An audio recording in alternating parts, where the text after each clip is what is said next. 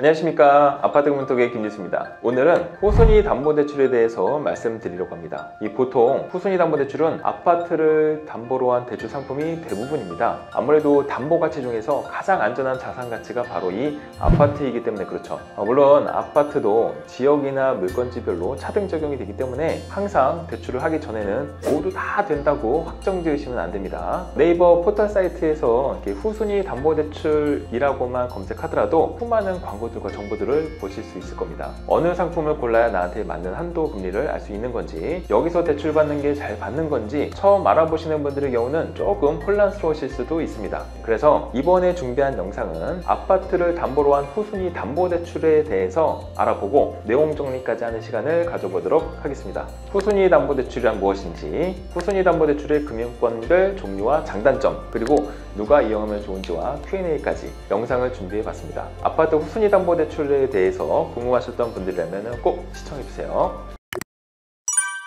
그럼 후순위 담보대출이란 무엇인가? 말 그대로 순위는 차례를 말하는 거죠. 즉 선순위인 가계대출 혹은 소유주가 거주하는 게 아닌 세입자가 있다면 임차보증금 다음 순위로 근저당 설정을 하는 대출을 흔히 후순위 담보대출 혹은 2순위 담보대출이라고 얘기합니다. 즉 이미 대출금이 있거나 임차보증금이 있는 상황에서 추가 자금 이용을 위해 받는 대출이라고 보시면 될 것 같습니다. 그럼 후순위 담보대출에 대해서 종류를 금융권별로 나눠보겠습니다.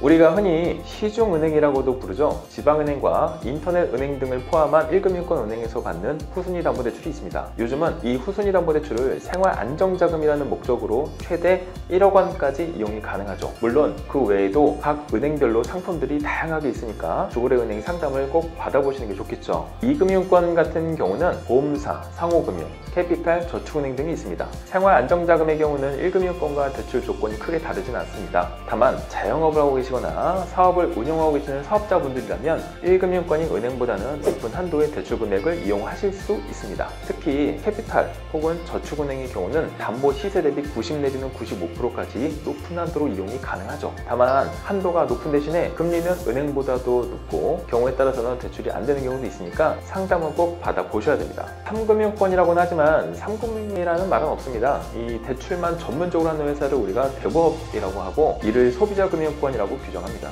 이 소비자금융권 같은 경우는 2금융권처럼 사업자가 아니더라도 후순위 담보대출을 이용하실 수가 있습니다. 2금융권에서도 대출이 어려운 그런 조건에 계시는 분들이 있으시죠. 각자의 상황들이 다 틀리니까요. 이럴 때 이용하는 후순위 담보대출이 대부업체가 되겠습니다. 이게 불법 사채업자들도 아니고 이게 다 금융감독원의 감독을 받고 있는 정식 대출 회사들입니다. 다만 금리는 2금융권보다 아무래도 조금 더 높겠죠.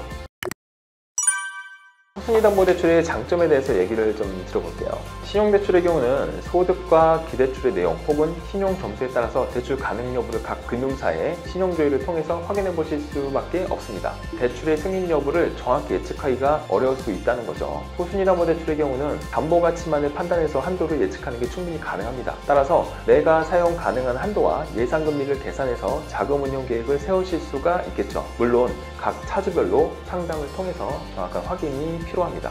신용대출의 한도는 기본적으로 내 소득에 대비해서 대출 금액이 산정됩니다. 즉 내가 대출을 더 받고 싶다면 소득을 더 늘려야겠죠. 근데 이게 쉬운 일이 아니지 않습니까? 하지만 담보대출의 경우는 부동산 가치가 상승할 때마다 추가 이용이 가능한 한도가 늘어나게 돼서 어찌 보면 주택가격 상승이 될 때마다 소유주는 계속해서 대출을 이용할 수도 있는 겁니다. 물론 이렇게 주택가격이 상승할 때마다 이 대출을 받게 된다면 가계대출이 계속해서 증가가 되겠죠.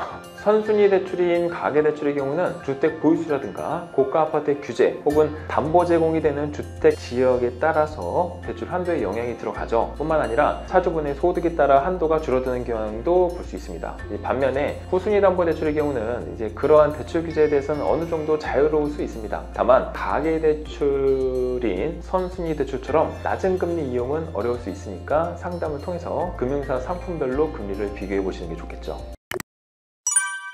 물론 후순위 담보대출의 단점도 있겠죠? 후순위 담보대출을 고민하시는 분들께서는 이 신용대출과 함께 어느 대출을 이용할지 고민하시는 분들이 많으실 거예요. 아무래도 담보대출이다 보니까 신용대출보단 서로가 좀 많죠. 그리고 담보대출의 경우 법무비용 등과 같은 부대 비용이 들어갑니다. 이건 각 금융사별로 조금씩은 다릅니다. 담보대출이긴 하나 선순위 대출인 가계대출보다 이율이 좀 높습니다. 고객분들 중에 왜 담보대출인데 금리가 이렇게 좀 생각보다 높다 하시는 분들이 종종 계세요. 앞전에 말씀드렸지만 낮은 금리는 보통 가계대출로 이용을 하는 그 이제 선순위 대출에 해당이 되고 추가 대출의 경우는 금리가 좀 높을 수 있습니다. 이 점은 참고해 주세요.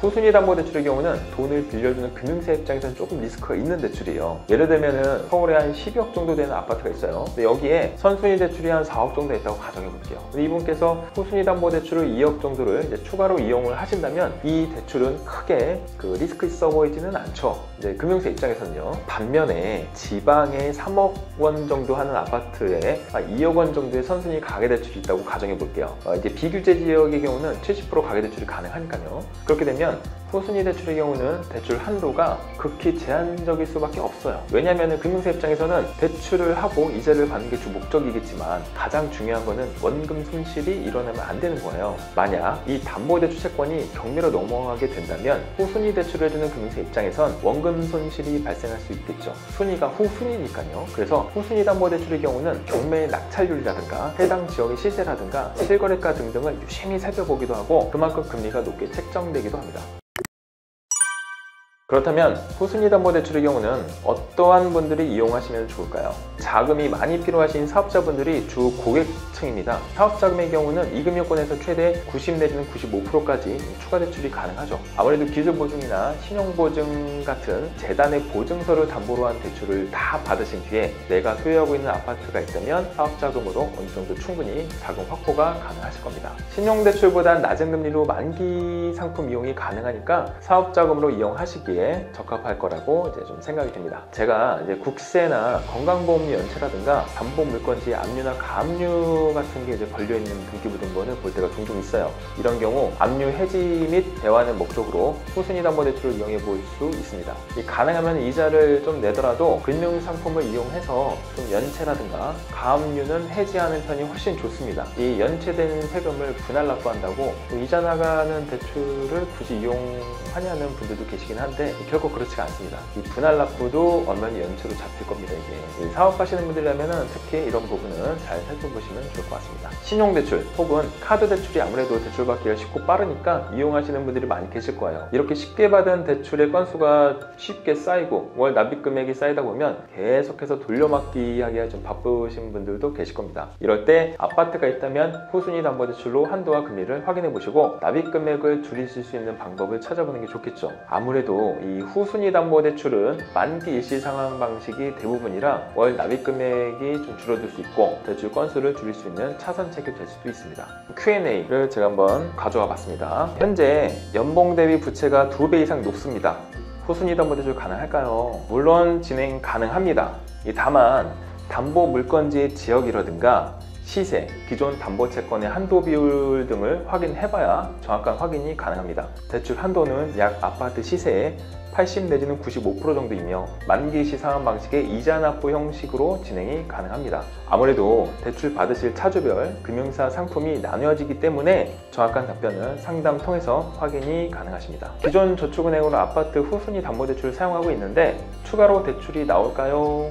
아파트를 담보로 저축은행에서 후순위 담보대출을 사용하셨다면 사실 대부분 한도 80 내지는 90% 정도의 높은 담보 비율을 사용하시는 경우가 대부분일 겁니다. 다만 아파트 시세가 상승하거나 대출을 받을 당시의 조건에 맞춰서 조금 부족하게 받으신 분들도 계시기에 정확한 내용은 물건지와 차주분의 현재 상황에 맞춰서 확인이 필요한 부분입니다. 정 안되면 저축은행으로 선순위 대출을 이용해서 추가 자금 마련도 가능한 부분이 있으니까 상담을 통해서 확인해 보셔야겠죠. 아파트 후순위 담보대출 금리 비교도 하고 싶은데 어디서 어떻게 알아보고 활용할 수 있나요? 국내에서는 신용대출 금리 비교를 틴다라든가 뱅크샐러드 같은 핀테크 회사에서 해주고 있긴 하지만 후순위 담보대출의 금리 비교를 하는 플랫폼은 아직까지는 없습니다. 이 부분은 저희와 같은 대출 중개업체를 통해서 상담도 받고 금리 비교 서비스를 이용하실 수 있으니까 저희 아파트 금융톡으로 문의 주신다면 후순위 대출 관련해서 정석껏 상담 도와드리도록 하겠습니다.